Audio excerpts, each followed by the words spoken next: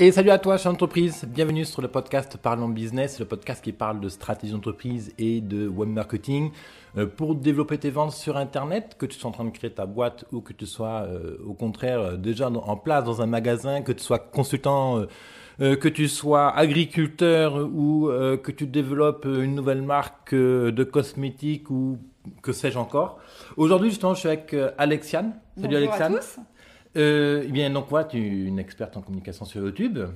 Donc oui, ça fait, donc, comme je vous l'ai déjà dit, ceux qui ont déjà vu les premiers épisodes. Donc je travaille sur YouTube depuis 2 ans. J'ai créé une plateforme dédiée à la beauté où il y a des blogueuses, des youtubeuses qui postent des contenus. Et je travaille pour des marques de cosmétiques pour qu'ils aient de la visibilité justement sur YouTube. Voilà, et donc aujourd'hui justement, on va voir la grande question épineuse quand même, hein, parce que c'est une question récurrente. Et c'est vrai que je me bagarre souvent avec mes clients pour les convaincre de l'intérêt de la chose. C'est pourquoi vous devez aujourd'hui, j'utilise bien l'impératif, vous devez faire une chaîne sur YouTube. Évidemment, allez, je mets tout de suite un bémol. La chaîne YouTube ne va pas forcément correspondre à toutes les marques. Il y a différents formats. Vous avez YouTube, vous avez aussi l'audio, donc le podcast. Il y a différentes manières d'aborder le média aujourd'hui, mais ce canal de communication, la vidéo, va apporter plein de choses à votre marque. Bien sûr, la finalité, c'est du chiffre d'affaires, c'est du développer les ventes. Hein, c'est bien quand même ça qui nous intéresse en tant que chef d'entreprise. Donc c'est super important de créer sa chaîne YouTube parce que déjà il faut savoir, je ne sais pas forcément votre cible, la cible de votre business, mais il faut savoir que déjà les 13-35 ans passent plus de temps devant YouTube que devant la télévision. Donc déjà, énorme, hein. c'est énorme. Ouais. C'est énorme. Mais déjà qu'on passe combien d'heures devant la télé pour je ne sais plus, 3-4 heures par jour. Voilà. Alors, donc, c'est... Et je vous parle même pas de Facebook, qui sont des canaux de communication pour vous. Vous pouvez réutiliser vos vidéos YouTube. Mais voilà, on passe énormément de temps sur YouTube, bon, surtout les jeunes, mais je pense que YouTube est en train de plus en plus vieillir. Donc même si vous avez une cible qui est un peu plus âgée, il faut communiquer sur YouTube. Après, on va dire aussi une chose, la télé telle qu'on la connaît aujourd'hui, elle est morte. Voilà. Je ne sais pas dans combien de temps, si c'est 5 ans ou dans 10 ans, mais la télé telle qu'on la connaît aujourd'hui va disparaître, ça clairement. Donc, Alexandre, pourquoi faire une chaîne YouTube ? Donc pourquoi faire une chaîne YouTube ? Pour 3 choses. Tout d'abord, ça va vous apporter donc de la visibilité parce que justement, beaucoup de personnes regardent YouTube et dans tous les cas, vous aurez obligatoirement des vues, même si vous avez une petite chaîne. Si vous avez 500 personnes qui regardent votre vidéo, c'est 500 personnes qui ne vous auraient pas forcément connu parce que si vous êtes, par exemple, vous vendez des choses, vous habitez à Marseille, parce que nous sommes à Marseille, et vous avez un commerce à Marseille, vous êtes touché par des gens qui sont dans votre rue ou qui sont dans votre quartier. Mais avec YouTube, vous pourrez toucher beaucoup plus de personnes et faire venir beaucoup plus de personnes dans votre magasin si c'est un magasin, ou dans votre business, ou sur votre boutique en ligne si vous avez une boutique en ligne. Alors, la visibilité... Donc là, tu parles effectivement de 500 personnes qui te découvrent. Voilà. Et même si c'est 500 personnes que vous avez déjà comme clients, l'exemple typique que je donne, c'est que vous êtes forain, vous vendez sur des marchés, vous avez une activité où vous avez beaucoup de contacts avec les gens. C'est quand même dommage de dépenser autant d'efforts à aller rencontrer ces gens-là pour après ne rien en faire. Au contraire, dites-leur, allez voir ma chaîne YouTube, etc. Même si, et c'est vrai qu'on n'a pas précisé, même si vous n'avez pas votre site internet. Vous pouvez juste avoir votre chaîne YouTube et communiquer à travers ce canal. Une chaîne YouTube et une page Facebook, pour moi, peut suffire. Ça peut suffire. Ça n'a pas besoin forcément d'avoir un site internet. Les 2 outils suffisent largement. Ensuite, donc si vous avez par exemple un commerce en ligne, le fait d'avoir une chaîne YouTube va vous rapporter du trafic sur vos fiches produits. Si vous vendez par exemple des cosmétiques ou si vous vendez des jouets pour enfants ou si vous vendez des chaussettes. J'ai un client qui vend des chaussettes. Donc ça vous permet d'avoir du trafic. Les gens regardent la vidéo, vous voient en train de parler d'un produit ou de parler de votre entreprise. Ils auront envie de cliquer pour en savoir plus. Donc du coup, déjà, c'est un trafic. Donc vous avez plein de manières d'avoir du trafic, soit le référencement naturel, Facebook, le référencement payant. Mais voilà, ça vous fait une nouvelle manière d'avoir du trafic et finalement d'avoir un trafic qui peut être très très correct sans un effort complètement démesuré. Et trafic, qu'est-ce que Oui, ok, ça va en venir, pardon. Et aussi, ça vous permet d'avoir de l'autorité, donc de l'image de marque. C'est super important de travailler sur votre personne et de la crédibilité. Donc, par exemple, si on va prendre peut-être quelques exemples. Vas-y. Mais par exemple, vous êtes agriculteur. Voilà. Toi, tu es très touché par ça puisque tes parents le sont. Exactement. Donc, si vous êtes agriculteur, il existe une chaîne, il s'appelle Thierry l'agriculteur, qui s'appelle Thierry Agriculteur d'aujourd'hui. Donc, peut-être on mettra le lien. On mettra le lien, effectivement. Alors, si tu m'écoutes, si tu m'écoutes depuis iTunes, SoundCloud, YouTube ou Facebook, quelle que soit la plateforme, parce que là que le podcast est référencé un peu partout, dans la description, tu as un lien qui va te ramener sur mon blog. Justement, on met toutes les références qu'on cite pendant l'épisode. D'accord. C'est parfait. Donc voilà, donc si je raconte l'histoire de Thierry, donc Thierry était, est toujours, il est agriculteur, et c'est vrai qu'à l'école, ses enfants ont pu recevoir des critiques sur le métier de leur père, et du coup, il a décidé de créer sa chaîne YouTube pour expliquer qu'est-ce que c'est le métier, parce que c'est vrai que les agriculteurs peuvent être assez critiqués, notamment sur les pesticides ou sur des produits comme ça. Je ne sais pas si c'est le cas pour ses parents. Mais mes parents sont bio, donc voilà. le problème était réglé. Mais, voilà, mais tout le monde n'est pas bio, et des fois on ne peut pas toujours faire du bio. Je pense que voilà, c'est une histoire d'engagement, ça. Après, ça c'est un autre débat. Mais... Donc il a pu faire des vidéos où il expliquait comment il traitait, ça marchait un champ, un tracteur. Et du coup, ça lui a permis d'expliquer aux gens son métier déjà et que les gens comprennent, donc ça c'est important. Il a 7000 abonnés, donc quand même il a une sacrée visibilité. On va dire une chose quand même. Oui. Cet agriculteur, alors c'est vrai que j'ai dû le voir une ou deux fois sur YouTube il y a quelques temps, mais oui, non, c'est vrai que là je serais incapable de mettre son visage en mémoire. C'est quoi? C'est un type, c'est le fils de Rothschild? Ah non, il est... il est copain-copine avec L'Oréal? Non, pas du tout, ça fait 20 ans qu'il est agriculteur. C'est un professionnel du cinéma? Non, non plus. Donc voyez... Il a pris son smartphone et il est parti dans ses champs. C'est un type comme toi, comme moi, comme vous, qui est tout à fait apte à faire des vidéos. Et je suis bien certain qu'au début, il est marié avec très peu de matos. Quoi. Voilà. Et ça lui a apporté de la visibilité. Donc c'est vrai que je crois bien qu'il ne vend pas en direct dans sa ferme. Donc ça lui a pas forcément apporté du monde. Il l'a pas fait pour ça. C'était pas le but. Voilà, c'était pas le but. Mais il a eu de la visibilité dans les médias. Donc il y a eu beaucoup de médias qui ont fait des articles sur lui, des médias locaux. Et je crois bien qu'il a eu un article dans un média national. Okay. Et il a eu aussi des gens qui l'ont connu, il était reconnu dans la rue, voilà, il a eu de l'importance. Donc il a travaillé son image de marque, sa crédibilité et même la crédibilité de tous les agriculteurs en France qui ne font pas forcément du bio, mais expliquer pourquoi on peut quand même manger des choses non bio. Oui, non, mais ça c'est... de toute façon, il s'agit d'être... c'est vrai que moi j'essaie de manger bio, mais je ne suis pas sectaire ni fanatique du bio non plus, il faut trouver un bon équilibre. Qu'est-ce que tu... Quelle autre chose on peut aborder au niveau de pourquoi faire une chaîne YouTube? Donc, pourquoi c'est... de toute façon, je pense qu'on peut peut-être reprendre d'autres exemples. Je pense que c'est avec des exemples que ça vous permet de plus imaginer. Donc, si vous êtes, par exemple, consultant, coach, moi, je sais que je connais une psychologue qui veut donner des... qui veut disons, faire des séances avec ses patients par Skype, parce qu'elle touche des cadres et qu'ils n'ont pas forcément le temps de venir. Et c'est important pour elle de faire une chaîne YouTube, par exemple, en abordant des petits sujets, des petites vidéos de 3-4 minutes pour expliquer un sujet. Ça lui permet de se faire connaître et d'avoir des clients qui vont venir sur son site et qui vont venir ensuite prendre des séances de coaching ou des séances de psychologie avec Exactement. Alors, pour aller encore dans les exemples, j'ai justement une cliente sur Marseille qui fait la sophrologie. Le monde de l'Internet lui est un peu étranger dans le sens, elle l'utilise à titre privé, mais elle n'a jamais pensé faire un blog, etc. Au début, la démarche de créer un blog avec une chaîne YouTube derrière lui a passé complètement étrangère. Elle m'a dit, mais t'es fou, qu'est-ce que je vais raconter? Elle a des petits soucis comment sont mes cheveux, etc. Mais comme tout le monde finalement, qu'est-ce qu'ils vont penser de moi? Est-ce que les vidéos vont être bien et tout? C'est un problème récurrent. Mais ça, on s'en fiche. Hein. Mais, et en fait, en face, vous dire, le pire, c'est qu'en face, on va penser, mais putain, il a le courage de faire ça, moi j'ai pas le courage de faire ça, quoi. C'est en plus ce genre de choses que vous allez communiquer. L'autre exemple que j'ai envie de donner d'ailleurs, pourquoi faire une chaîne? On parlait de notoriété, d'autorité, d'image de marque. Il faut savoir qu'une chaîne YouTube vous apporte en termes d'autorité, de respect, de reconnaissance dans votre domaine d'expertise, etc., autant que de publier un livre dans une grande édition. Hein, si ce n'est plus... Après, plus de personnes touchées par la vidéo. Après, tout dépend du succès. Si tu as un bouquin qui fait... si tu Harry Potter, oui, c'est pas pareil. Voilà. Par contre, si tu as une chaîne qui fait, on dira, 1000 vues mois, par exemple. Si tu as une chaîne qui fait 1000 vues mois, c'est très correct. Si tu as une chaîne qui fait, disons, je vais prendre un gros chiffre, je ne m'en rends pas vraiment compte, 50 000 vues par mois, là, c'est beaucoup plus qu'imprimer un livre en termes de retour de business, en termes de notoriété, etc. Ça va très très loin, YouTube. YouTube, avec une vidéo YouTube, tu rentres dans le foyer des gens, dans l'écran, dans le smartphone, dans la vie privée, il y a des personnes. Il y a quelque chose d'addictif aussi derrière.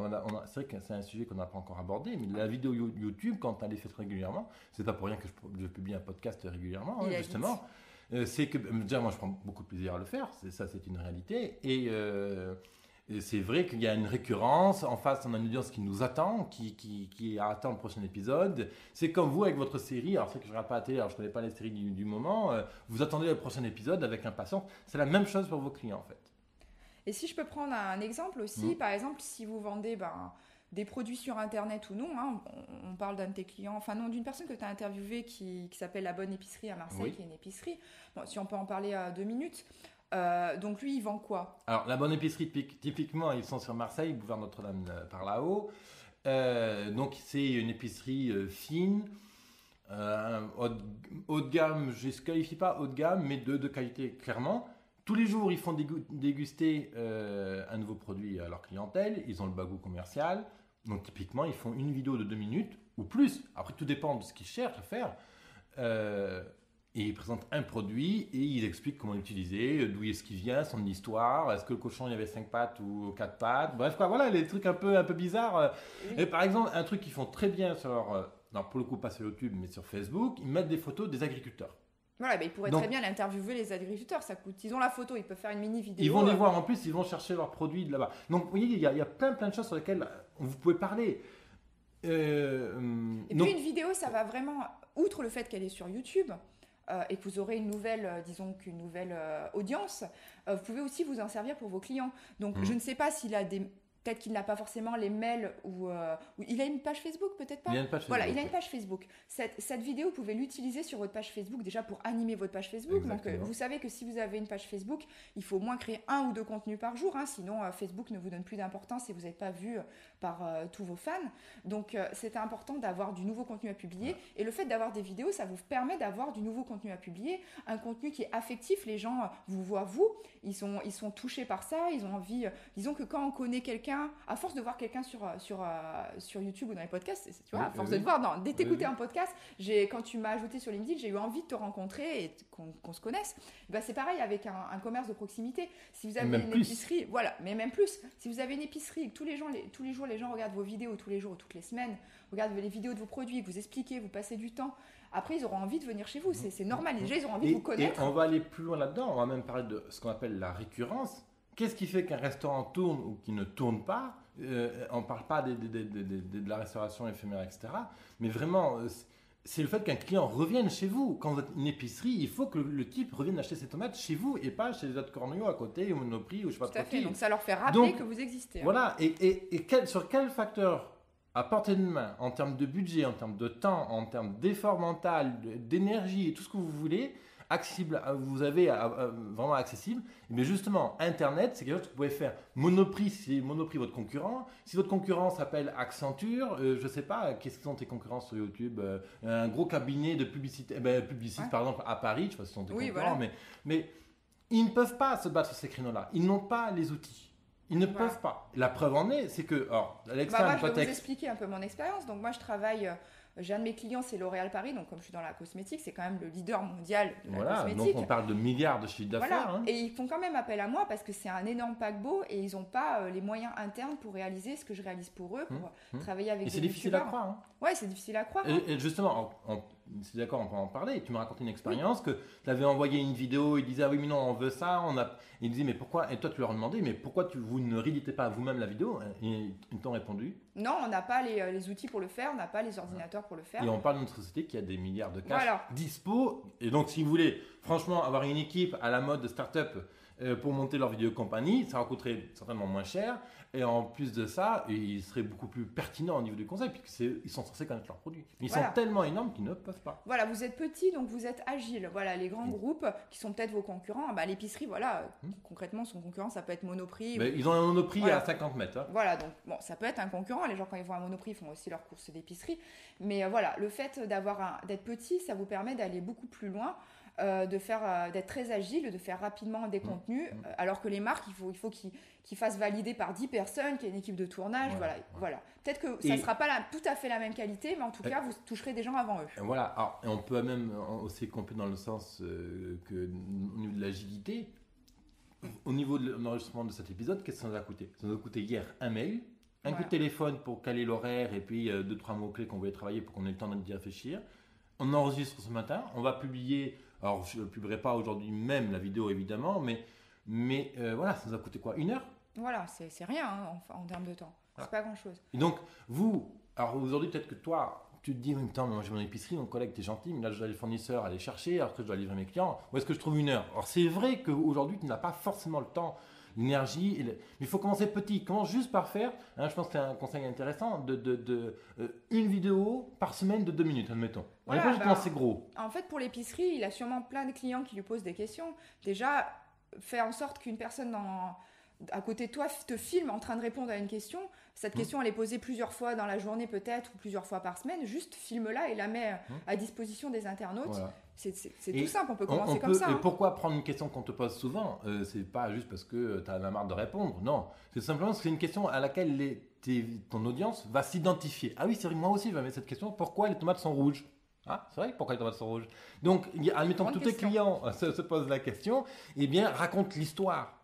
Voilà. Et ça derrière, ah putain, ce type il est drôle, et putain il sait ça, mais c'est extraordinaire. Moi je me suis toujours posé la question, il m'a répondu.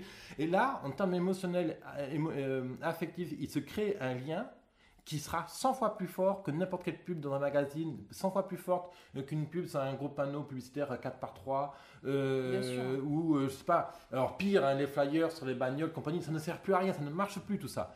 La vidéo, on peut le dire aussi, sera quand même beaucoup plus pertinente qu'un Google AdWords ou qu'une publicité Facebook. La publicité Facebook Company va compléter une stratégie sur YouTube, admettons, ou une autre stratégie de communication. Mais à défaut de ne pas faire de pub sur Google, à défaut de ne pas avoir de site internet, à défaut de ne pas avoir de budget pour faire une superbe devanture pour ton magasin, à défaut de ne pas avoir les moyens de payer un salarié, fais une vidéo, ça te coûte. On a fait un épisode exprès sur le matos, tu verras, il te faut 0 en termes de matos pour enregistrer. Si je peux montrer un autre exemple, on n'en a pas parlé avant, mais du coup j'en parle. Avant, je travaillais donc chez Rue du Commerce, donc j'étais en poste chez eux. Et en fait, il y avait une personne qui était passionnée de haute technologie chez Rue du Commerce. Et il faisait des petites vidéos où il expliquait, il déballait un appareil photo et il expliquait comment il marchait. Voilà, il montrait ce qu'il y avait exactement à l'intérieur du carton et tout ça. Et c'est vrai que ces vidéos, on les utilisait après pour expliquer à nos clients comment fonctionnait le produit. Et ça augmentait vraiment les ventes. Mais de toute façon, ça fait partie des vidéos les plus vues, le déballage de produits. Voilà. Donc c'est vrai que quand. C'est idiot, mais c'est. Tout simplement. Et pourquoi il y a un aspect émotionnel? Alors, je sais pas. Non, mais les gens ont besoin de savoir. Mais en fait, c'est simple parce que, en fait, quand vous allez si vous allez à Darty ou à la Fnac ou dans Boulanger, pour les citer, on fait ce qu'on veut. Voilà. Donc quand vous allez dans ces magasins, vous voyez en physique le produit. Donc c'est vrai que vous pouvez le toucher, poser une question au vendeur. Mais si vous avez juste un commerce sur Internet. Vos clients ne connaissent pas vos produits, ils les ont jamais vus. Donc le fait de faire de la vidéo, déjà, ça leur permet de connaître un tout petit peu plus le produit, de voir déjà à 360, parce qu'il n'y a pas tout le monde qui a les photos à 360 sur son site e-commerce. Donc en général, vous avez 4 photos de votre produit. C'est pas forcément des photos d'ailleurs qui deviennent immenses. Bon, les photos 360, c'est quand même plus technique à réaliser. Oui, mais disons que voilà, le fait d'avoir une vidéo du produit que vous vendez. Non, mais je vous dis justement, vous n'avez pas ça. Donc vous vendez, par exemple, moi j'ai rencontré des gens qui vendaient des jouets en bois. Voilà, c'est important d'expliquer comment ça fonctionne, de montrer le jouet sous tous les angles, s'il fait du bruit, parce que par exemple... Des jouets en bois qu'ils font eux-mêmes? Je ne sais plus s'ils faisaient eux-mêmes, mais en tout cas, ils vendaient... En tout cas, c'est vrai que ça veut dire que c'est un secteur industriel qui remonte, qui revient à la mode. Donc là, typiquement, si vous êtes dans ce genre de créneau, mais lancez-vous. Parce que là... Je ne connais pas le marché du jouet en bois, mais de part 50 000 chaînes qui parlent de jouets en bois. Tout à fait. Donc ça peut être intéressant de montrer vos produits en vidéo. En plus... Ensuite, ces vidéos, elles sont sur YouTube, mais vous pouvez les mettre sur votre site internet pour compléter votre description de produit, pour compléter une page le prix, accueil, la photo, une page catégorie, blog. Les statistiques à peu près, moi ce que j'ai, c'est entre 30% de transformation en plus, et j'ai même entendu des clients qui ont fait x2,5. Alors, donc c'est énorme. Explique la procédure. Voilà. C'est-à-dire qu'on a notre chaîne YouTube, peu importe combien de vidéos tu as, on ne parle pas de qualité des vidéos compagnie. On a, admettons, 1000 vues sur la vidéo, c'est ça que tu veux dire, et à partir de là. Donc en fait, vous avez mis votre vidéo sur YouTube, et en fait cette vidéo, c'est dommage de la laisser que sur YouTube. Vous l'avez tournée, donc autant en profiter, qu'elle soit sur plusieurs supports. Déjà, mettez-la sur Facebook aussi, et vous pouvez la mettre sur votre site internet. Donc c'est très facile, il y a en général. Oui, YouTube prévoit le. Voilà, vous avez un petit code à coller sur votre site internet, et si vous vendez, je ne sais pas quoi, par exemple un jouet en bois, vous avez filmé une vidéo où vous expliquez, voilà, vous ouvrez le jouet en bois, vous montrez comment il marche, il fait du bruit, vous montrez un enfant qui joue avec peut-être. Cette vidéo, vous pouvez la mettre sur votre fiche produit, et en fait, du fait de montrer le produit en vidéo, si vous aviez par exemple 100 visiteurs et que vous aviez 2 commandes de ce jouet en bois, avec la vidéo, vous pouvez passer à 5-6 commandes simplement en ayant rajouté la vidéo sur votre fiche produit. Parce que les gens auront plus confiance et auront plus envie d'acheter puisqu'ils auront eu plus d'informations sur le produit visuellement, et vous aurez un taux de transformation, un taux de conversion. Je pense qu'en écoutant les vidéos, les podcasts, vous devez connaître ce mot. Mais voilà, ça va vous permettre d'avoir plus de ventes. Et c'est vraiment réaliste parce que moi, j'ai un client qui a doublé ses ventes sur ses fiches produits grâce aux vidéos. Donc, c'est énorme. Disons que si en plus vous faites peu de ventes parce que vous êtes un petit commerçant, vous pouvez doubler, tripler, quadrupler rapidement vos ventes avec un contenu vidéo. La promesse que je donne à mes clients, c'est que quand le site est relativement bien fait, mais un bien fait ne veut pas dire en termes de qualité, etc., mais en termes de conception émotionnelle, psychologie, etc., on peut facilement arriver à 25% de plus au niveau des ventes. Ah oui. Faire plus de 25% avec un minimum d'efforts. Et je ne parle pas de référencement, je ne parle pas de trafic, je ne parle pas de... Avec les trafics que vous avez déjà. Voilà, juste améliorer l'acquis, l'existant. Parce que quand vous avez 100 visites et que vous n'avez que 3 commandes, c'est quand même qu'il y a 97 personnes sur les 100 qui n'ont pas commandé. Donc, il faut se demander pourquoi. Donc, peut-être qu'ils vont commander plus tard, peut-être qu'ils se sont trompés de site, peut-être. Mais peut-être qu'ils ont juste été pas assez convaincus d'acheter votre produit. Et le fait de faire une vidéo, ça les convaincra, je crois bien qu'on dit ça, un tout petit peu plus, et qui leur permettra de commander. Et là, on revient sur en fait, on tourne en boucle. La vidéo, on ramène de l'humain. Regarde, j'ai un grain de beauté, là, tu l'as vu. Là, regarde, je suis imparfait, je fais comme toi. Regarde le jouet, regarde, on communique de l'enthousiasme. Ou de la tristesse si c'est le sujet du jour, quoi. Mais si vous vendez des antidépresseurs, bon... Mais je sais pas si c'est autorisé sur les médicaments en France, c'est compliqué. Mais disons que c'est clair que ça vous permet d'humaniser votre site. C'est pareil, quand je reprends Rue du Commerce, quand on avait mis en avant le patron de Rue du Commerce, le fondateur, même sur une newsletter, rien que de voir les gens, ils voient les personnes qu'il y a derrière. Par exemple, moi je travaille pour une marque de cosmétiques, pareil, elle est en train de créer sa chaîne YouTube, elle m'expliquait quand je suis allée chez elle, moi ce que j'adore faire, c'est tout simple, tu prends des pétales de rose dans de l'eau bouillante et tu mets ton visage et après tu verras, tu auras la peau toute douce. Voilà, elle est experte en cosmétiques, donc c'est des conseils qu'elle peut donner, et disons que les gens s'identifient plus à elle, ont envie de plus la connaître, ont envie d'acheter les produits, elle donne des bons conseils, donc ça vous rend crédible. Exactement, et voilà. Ces clientes-là vont à Sephora ou non, pas du tout, non, pas du tout, non. Ou à voir Lush, cette marque de cosmétiques. Pas du tout non plus. Ok, d'accord. Okay. Donc, j'allais dire, faut pas avoir peur, au contraire. Admettons même si votre cliente va à Sephora, etc., les conseils que vous allez leur donner sont quand même plus pertinents à travers une vidéo, effectivement, de pétale de rose, tout ce que tu veux. Sephora ne peut pas faire ce genre de vidéo encore une fois. Donc, ou Sephora, ou Lush, ou n'importe quel institut de beauté local. Ils feront des vidéos, mais ça sera très publicité, ça sera pas commercial. Voilà, ça sera très commercial. Et du coup, les gens ne s'identifient plus à ça. Enfin, on s'identifie plus à Eva Longoria quand on achète une crème, on s'identifie plus à la mannequin qui a 20 ans quand on achète une crème anti-âge, quand on s'identifie plus à la fille qui est hyper mince, qui a un super beau corps quand on veut acheter une crème anti-cellulite, on s'identifie à des vraies personnes. Donc vous êtes des vraies personnes. Oui. Donc il faut, il faut utiliser votre vraie personne pour expliquer vos produits. Vous êtes les meilleurs pour parler de vous et pour parler de vos produits. Donc c'est important de le faire sur YouTube. Et c'est pas besoin encore une fois d'avoir beaucoup d'expérience avec Internet. Non. Pas besoin d'être un expert en vidéo.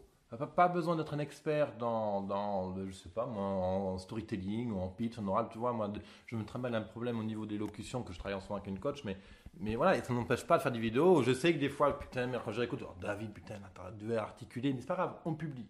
Voilà, faut se lancer. Voilà. Et en plus, si on finit un peu sur cette vidéo, Donc votre vidéo, je vous ai expliqué que vous pouvez donc aller sur YouTube, vous pouvez l'utiliser sur Facebook, donc vous pouvez partager votre lien YouTube, mais vous pouvez directement uploader aussi votre vidéo sur Facebook, parce que Facebook favorise les vidéos qui sont directement téléchargées sur Facebook. Vous avez vu Facebook changer depuis 1 an à peu près. Facebook, c'est devenu que de la vidéo. Ils vous ont voulu prendre le marché. On va sur un monde de vidéos. Voilà. Alors, on va être franc, par contre. C'est le bordel. Oui.